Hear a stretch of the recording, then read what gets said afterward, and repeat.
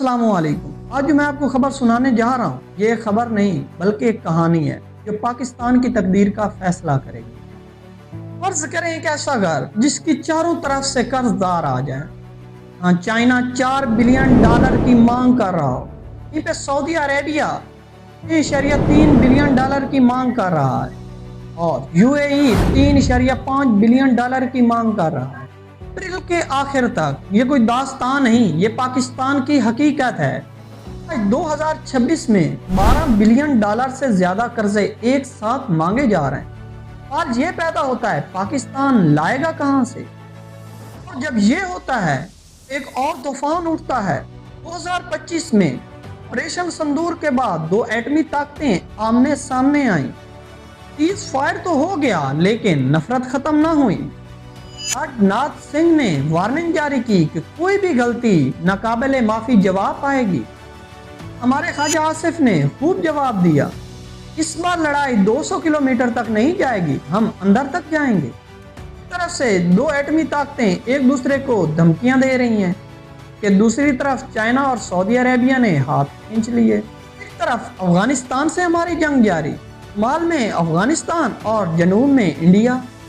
انتاس معاہدہ ختم، شاہپور کنڈی ڈیم بن رہا ہے، پاکستانی کھیت پیاسے ہیں، دوسری طرف اندر بلوچستان جل رہا ہے۔ پھر اس مشکل حالات میں چائنا اور سعودی عربیہ کی جانب سے واپس قرضے کیوں مانگے جا رہے ہیں؟ پاکستان نے مڈل ایسٹ کی جنگ میں نیوٹرل رہنے کی کوشش کی۔ سعودی عربیہ اور UAE ایک ہی آگ کی لپیٹ میں ہیں۔ پاکستان نے کسی کا ساتھ نہیں دیا، اور جب آپ اپنے دوست کے مقصد میں ساتھ نہیں دیں گے ان کا پیسہ بھی واپس آتا ہے۔ صرف اکنامکس نہیں، یہ ایک سیاسی سزا بن چکی ہے۔ پاکستان آج ایک ایسی ناؤ میں ہے جو چاروں طرف سے لہریں کھا رہی ہے۔ اس کا بوجھ افغانستان سے جنگ، انڈیا سے خطرہ اور دوست ملکوں کا روٹھنا۔ لیکن تاریخ گواہ ہے، اس قوم کو جب بھی دیوار سے لگایا گیا پہلے سے زیادہ طاقتور بن کر ابھری۔ لیکن یاد رکھیں، یہ صرف وہ ملک نہیں جو ڈالروں پر کھڑا ہے، وہ ملک ہے جس نے پیٹ پر پتھر باندھ کر ایٹم بم بنایا۔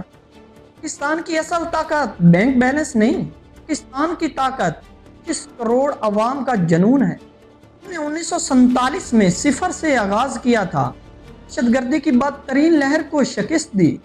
سوال یہ نہیں کہ پاکستان کب تک تیرے گا، سوال یہ ہے کہ جب یہ طوفان تھمے گا پاکستان نہ صرف سلامت رہے گا بلکہ دنیا دیکھے گی پاکستان پہلے سے زیادہ مضبوط ہوگا۔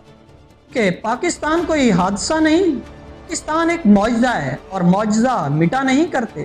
پاکستان زندہ باد۔